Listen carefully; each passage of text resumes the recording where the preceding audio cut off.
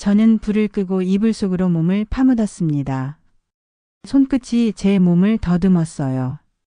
스스로를 달래는 일에 익숙했지만 오늘은 달랐습니다. 제 속에서 터져나오는 숨결엔 그 사람의 냄새와 손길이 얽혀 있었거든요. 오늘은 조금 특별한 이야기를 들려드리려고 합니다. 지난 겨울날 집에서 벌어진 일이죠. 혼자 남겨진 여인과 수리공 사이의 은밀한 이야기입니다. 구독과 좋아요로 당신이 모르는 이야기를 계속 들려드립니다. 저는 54살 강옥선입니다. 남편은 중국지사로 발령 나간 지 벌써 5년째였어요. 처음엔 3년이라고 했습니다. 하지만 계속 연장되더군요. 화상통화로 보는 얼굴은 점점 낯설어져만 갔어요. 목소리도 표정도 심지어 웃는 방식까지도 조금씩 변해가고 있었습니다. 마치 다른 사람이 되어가는 것처럼 느껴졌어요. 혼자 남은 집은 해마다 조금씩 망가져갔습니다. 벽지는 갈라지고 뜯어지고 창틀엔 습기가 맺혀 곰팡이가 슬었죠. 하수구에서는 자꾸 꿀꺽거리는 소리가 났습니다. 처음엔 별것 아니라고 생각했는데 시간이 갈수록 그 소리가 밤마다 제 잠을 깨웠어요. 베란다엔 큰 화분이 서 있었습니다. 겨울이 오기 전에 실내로 들여놓아야 하는데 혼자선 들 수도 없는 무거운 것이었죠. 남편이 있을 때는 둘이서 함께 옮겼는데 이제는 그럴 수도 없었습니다. 작년에도 재작년에도 미뤄둔 일이었어요. 작년 겨울엔 참고 넘어갔습니다. 그런데 올해는 더 심했어요. 막 12월이 될 쯤이었어요. 아침에 일어나니 거실 한쪽이 축축하게 젖어 있더군요. 벽지가 물에 불어서 들떠 있었고 바닥엔 물웅덩이가 고여 있었습니다. 더는 참을 수 없었습니다. 마침내 낯선 번호로 전화를 걸었어요. 인터넷에서 찾은 동네 수리업체였습니다. 전화기 너머로 들려온 목소리는 낮고 차분했습니다. 그는 간단히 상황을 물어본 뒤 오후에 한번 보러 가겠다고 말했어요. 그 사람이 온 건 오후 2시쯤이었습니다. 키는 그리 크지 않았지만 어깨가 넓었어요. 나이는 40 후반쯤 되어 보였죠. 현관에서 신발을 벗으며 간단히 인사를 건넸습니다. 자신을 김태윤이라고 소개했어요. 말수가 적은 사람이었습니다. 하지만 눈빛은 조용하면서도 따뜻했어요. 세월의 무게가 어깨에 앉아 있는 사람 같았죠. 누군가를 많이 돌봐본 사람의 손처럼 조심스럽고 세심한 움직임이었습니다. 집 안으로 들어와서는 벽을 두드려보고 배관을 살피고 바닥의 기울기를 재어봤습니다. 저는 차를 끓여 가져다 줬어요. 그는 고맙다는 말과 함께 차를 받아 마셨습니다. 차를 마시는 동안에도 계속 집 안 곳곳을 눈으로 훑어보더군요. 그는 생각보다 손볼 곳이 많다고 말했습니다. 하수구만 뚫으면 되는 게 아니라 배관 전체를 점검해야 하고 벽지도 곰팡이가 슬었다는 것이었어요. 혼자 사는 집이 얼마나 빨리 망가지는지 새삼 깨달았습니다. 누군가 돌보지 않으면 집도 사람도 금세 무너져 내리는 거죠. 그는 며칠이나 걸릴지 물어보는 제게 일주일 정도는 봐야 할 것 같다고 답했습니다. 생각보다 긴 시간이었지만 제대로 고치려면 어쩔 수 없는 일이었어요. 그날 오후 내내 그 사람은 집 안 곳곳을 점검했어요. 저는 거실에 앉아 뜨개질을 하면서 슬쩍슬쩍 바라봤습니다. 공구를 다루는 손이 야무졌어요. 무엇보다 조심스러웠습니다. 남의 집에서 일하는 사람의 예의 같은 게 느껴졌죠. 해가 질 무렵 그가 베란다에 있는 큰 화분을 가리키며 저쪽 배관도 살펴봐야 한다고 말했습니다. 화분을 옮겨도 될지 물어보더군요. 저는 그 화분이 혼자서는 옮길 수 없을 만큼 무겁다고 설명했습니다. 남편이 있을 때 들여놓은 것이었는데 혼자서는 어떻게 할 수가 없었거든요. 그래서 몇 년째 그 자리에 그냥 둔 상태였어요. 그는 화분 앞에 쪼그리고 앉아 무게를 가늠해 봤습니다. 자신이 할 수 있을 것 같다고 말하더군요. 그러더니 두 팔로 화분을 들어 올렸어요. 얼굴이 약간 빨개지긴 했지만 거뜬히 거실 안쪽으로 옮겼습니다. 툭 하고 화분이 바닥에 내려앉는 소리가 났습니다. 그 순간 이상한 기분이 들었어요. 몇 년간 혼자 해결할 수 없어서 포기하고 있던 일을 누군가 이렇게 간단히 해결해 주다니. 고마움보다는 왠지 허전함이 먼저 밀려왔습니다. 내가 얼마나 무기력해져 있었는지 깨달았거든요. 언제부터 이렇게 작은 일조차 스스로 해결하려 하지 않게 되었을까요? 남편이 없다는 핑계로 얼마나 많은 것들을 포기하고 미뤄두고 살아왔던 걸까요? 제가 고맙다고 인사하자 그는 별거 아니라며 손을 털었습니다. 담담한 목소리였지만 제 마음은 그렇게 담담하지 않았어요. 뭔가 오랫동안 막혀있던 것이 조금씩 뚫리기 시작하는 느낌이었습니다. 다음 날 오전에 본격적인 공사가 시작됐습니다. 하수구를 뜯어내고 배관을 갈고 벽지를 뜯어내는 작업이었죠. 오후 내내 쿵쿵 소리가 났어요. 저는 안방에서 책을 읽으며 시간을 보냈습니다. 가끔 밖으로 나가 작업 상황을 확인하고 물이나 차를 가져다 줬죠. 그 사람은 점심도 거르고 일했어요. 제가 식사를 권해도 괜찮다며 계속 사양하더군요. 저녁 6시쯤 되자 오늘은 이만 마치겠다며 공구들을 정리하고 현관으로 향했어요. 그날 늦은 밤 문제가 생겼어요. 화장실에서 이상한 소리가 나더니 갑자기 거실로 물이 솟구치기 시작했어요. 하수구가 완전히 터진 것 같았습니다. 거실에 물이 번지고 전기가 합선된 건지 불이 깜빡이다 꺼져버렸죠. 당황한 저는 그 사람밖에 떠오르지가 않았어요.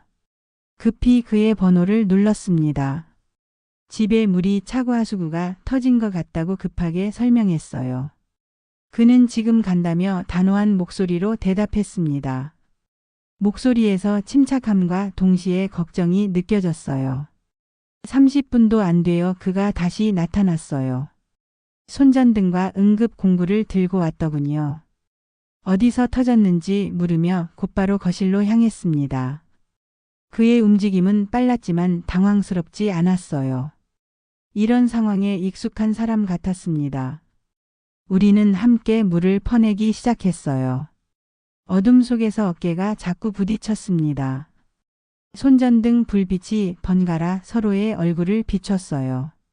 숨이 뒤엉기고 땀이 났습니다. 바닥이 어느 정도 말라갈 즈음 그가 일단 응급처치는 끝났다고 말했어요. 내일 아침에 다시 와서 정식으로 처리하겠다고 했습니다. 현관으로 걸어가는 그의 등을 바라보며 저는 손끝으로 허공을 더듬었습니다.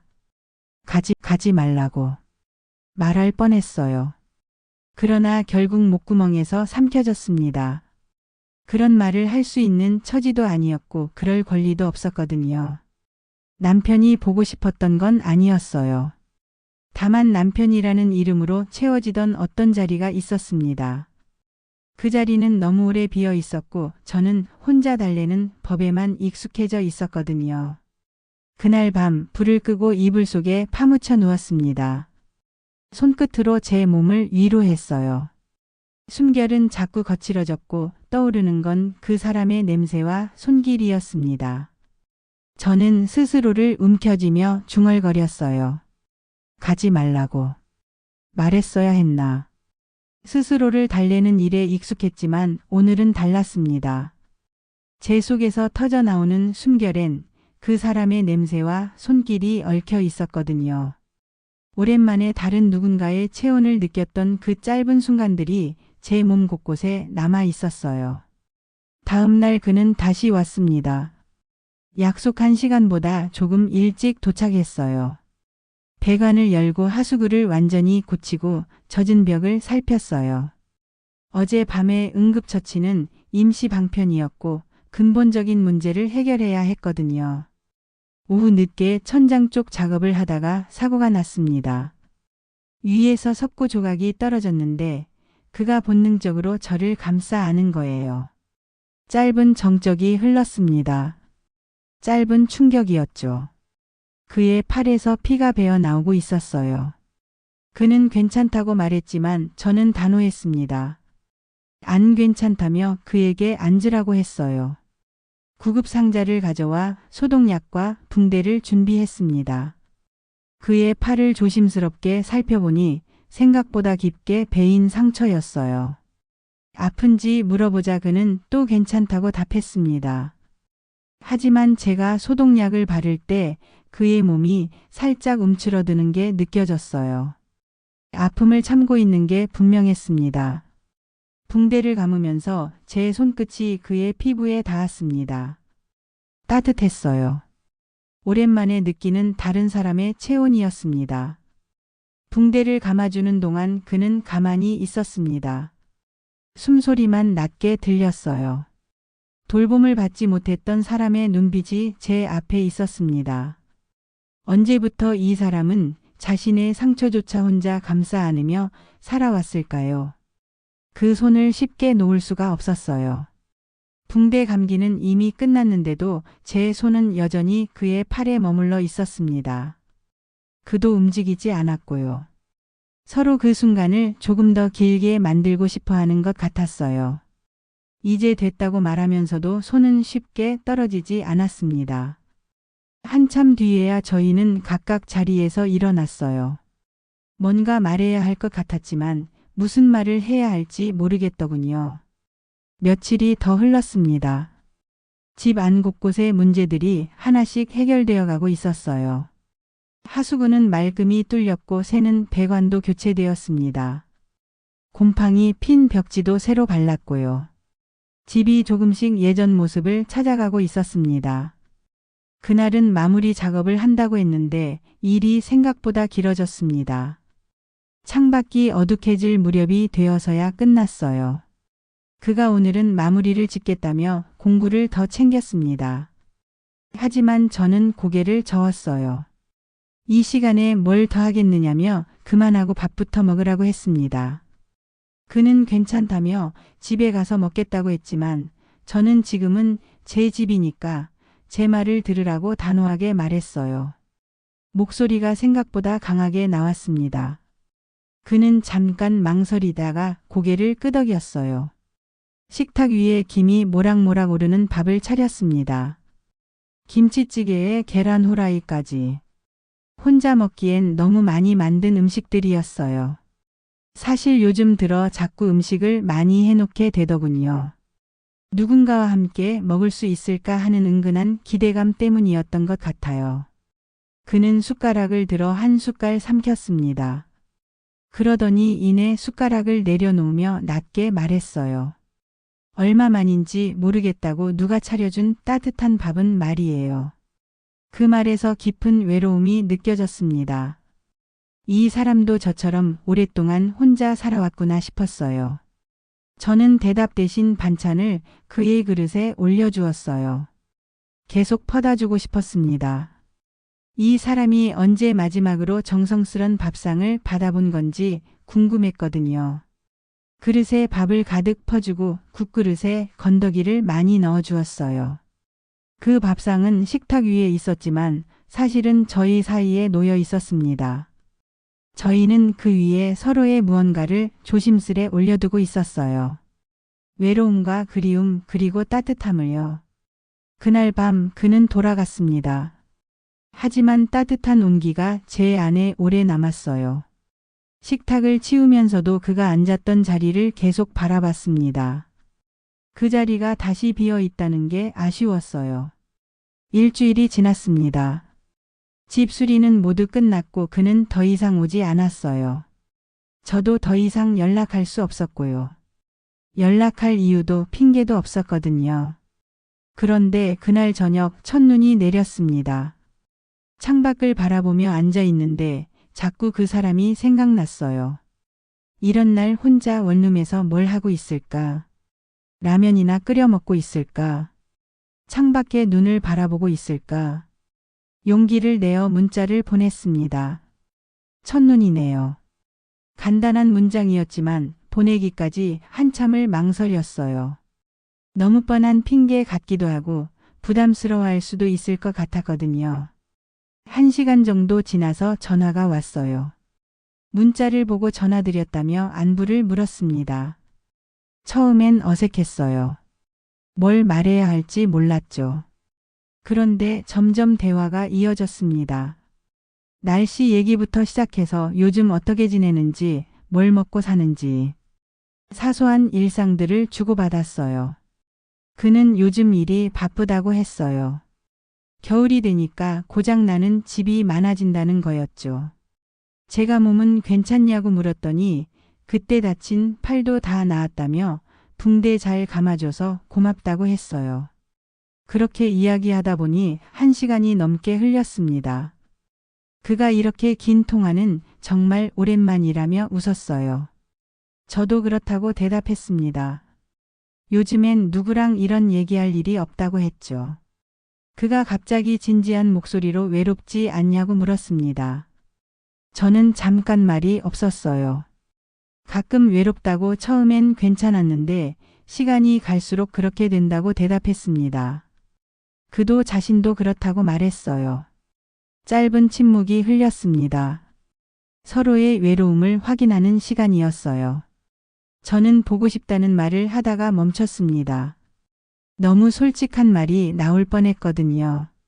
그가 뭐라고 했냐고 물었지만 저는 아무것도 아니라고 얼버무렸어요. 하지만 그도 가끔 생각난다고 말했습니다. 따뜻한 밥상이 말이에요. 그의 목소리가 낮아졌어요. 저도 마음이 따뜻해졌습니다. 그 사람도 저를 생각하고 있었구나 싶어서요. 그렇게 통화를 마쳤습니다. 전화를 끊고 나서도 한참을 가슴이 두근거렸어요. 다음 날 아침 그에게서 문자가 왔습니다. 어제 통화 즐거웠다며 오랜만에 잠을 잘 잤다는 내용이었어요. 저도 그랬어요. 오랜만에 마음이 따뜻한 채로 잠들었었거든요. 누군가 제 일상을 궁금해하고 안부를 묻고 관심을 가져준다는 것만으로도 이렇게 기분이 좋아질 줄 몰랐어요. 며칠이 더 지났습니다. 그는 다시 연락하지 않았어요. 저도 마찬가지였고요. 서로 조심스러워하는 것 같았어요. 선을 넘으면 안 된다는 걸 알고 있었거든요. 그날 저녁 혼자 앉아 있는데 문자가 왔습니다. 근처를 지나다 보니 불이 꺼져 있더라며 혹시 전기가 나간 건 아닌지 걱정된다는 내용이었어요. 제가 답장했습니다. 작은 불만 켜두고 있다고. 실제로 거실 스탠드만 켜둔 상태였거든요. 왠지 집 전체를 환하게 밝히고 싶지 않은 기분이었어요. 너무 밝으면 혼자라는 게 더 선명하게 드러나는 것 같았습니다. 30분쯤 뒤에 초인종이 울렸습니다. 저는 별말 없이 문을 열었어요. 그는 평상복 차림으로 서 있었습니다. 공구 가방은 없었어요. 오늘은 수리공이 아닌 그냥 한 사람으로서 온 것 같았습니다. 들어오라고 하자 조심스럽게 현관을 들어섰어요. 거실에 앉아 차를 마셨습니다. 둘 다 말이 없었어요. 뭔가 말해야 할 것 같은데 무슨 말을 해야 할지 모르겠더군요. 공기가 어색하면서도 따뜻했어요. 촛불이나 켜볼까요? 제가 먼저 입을 열었습니다. 왜 그런 말을 했는지 저도 모르겠어요. 그냥 이 어정쩡한 분위기를 바꾸고 싶었나 봅니다. 그는 좋다고 대답했어요. 촛불을 켰어요. 거실이 더 어두워지면서 동시에 더 따뜻해졌습니다. 은은한 촛불빛이 서로의 얼굴을 부드럽게 비췄어요. 술을 한 잔씩 마셨습니다. 제 손이 떨려서 잔이 기울었을 때 그가 그 잔을 붙잡았습니다. 손과 손이 포개졌어요. 오늘은 가지 말아요. 제가 먼저 말했습니다. 목소리가 떨렸어요. 그는 대답하지 않았지만 제 손을 놓지도 않았습니다. 그의 손길은 조심스러웠어요. 낡은 서랍을 여는 것처럼 오랫동안 닿지 않던 자리를 천천히 더듬었습니다. 제 뺨 위로 그의 체온이 번졌어요. 숨결이 가까워졌습니다. 촛불은 흔들리다 이내 꺼졌어요. 남은 건 서로의 뜨거운 숨소리뿐이었습니다. 그날 밤 오래 비워둔 자리에 누군가를 들였어요. 오랫동안 혼자 채워야 했던 허기와 갈증이 그의 체온으로 가득 메워졌습니다. 스스로를 달래던 수많은 밤들이 잠시 잊혀졌어요. 뚫린 건 하수구가 아니었습니다. 잠겨있던 갈망과 막혀있던 제 마음의 벽이 그와 함께 무너지고 있었어요. 저는 오랜만에 진짜 살아있음을 느꼈습니다. 아침 햇살이 거실로 들어왔습니다. 저희는 식탁에 마주 앉아 있었어요. 차는 이미 식어 있었고요. 저는 겨우 입을 열었습니다. 어제 일은 없었던 걸로 해요. 그는 고개를 끄덕였어요. 하지만 눈빛은 대답하지 않았습니다. 현관문이 닫히는 소리만 남았어요. 저는 창가에 서서 그가 골목 끝에서 사라질 때까지 바라봤습니다. 다시는 부르지 않겠다고 스스로 다짐했지만 이미 알고 있었어요. 저는 또다시 그 벨소리를 기다리게 될 거라는 걸. 낮에도 작은 스탠드 불을 켜두었습니다. 어젯밤의 온기가 그 불 위에 남아있는 것만 같아서요. 저는 원래 말이 없는 사람이었습니다. 48살이 되도록 벽을 고치고 파이프를 뚫고 물을 막는 일만 해왔어요. 집을 고치러 들어갔을 뿐인데 그 집 안에서 제 마음의 빈 구석을 처음 보았습니다. 그분이 제 팔에 붕대를 감아줄 때 저는 오래 잊었던 감각을 떠올렸어요. 누군가 제 상처를 소중히 여겨주는 일. 그 단순한 일이 이렇게 큰 울림일 줄은 몰랐습니다. 따뜻한 밥 한 숟갈을 삼켰을 때도 그랬어요. 배가 부른 게 아니라 가슴이 저려왔습니다. 현관 앞에서 서성이던 그 밤 작은 불빛 하나가 남아 있었어요. 그건 저를 향한 조용한 신호처럼 보였습니다. 문이 열렸을 때 그분은 아무 말도 하지 않았어요. 하지만 저는 알았습니다. 그 침묵이 모든 말보다 큰 초대라는 것을. 아침 등을 돌려 집을 나올 때 창가에 서 있는 그분의 기척을 느꼈습니다. 저는 고개를 들 수가 없었어요. 다시 불리길 바라면서도 부르면 안 된다는 걸 알았거든요. 저는 집을 고쳐주러 갔습니다. 하지만 결국 고쳐진 건 하지만 겨울마다 차갑던 제 마음의 빈 구석이었어요. 오늘의 이야기, 당신의 생각을 댓글로 남겨주시고 좋아요와 구독은 당신이 모르는 이야기를 계속 들려드립니다.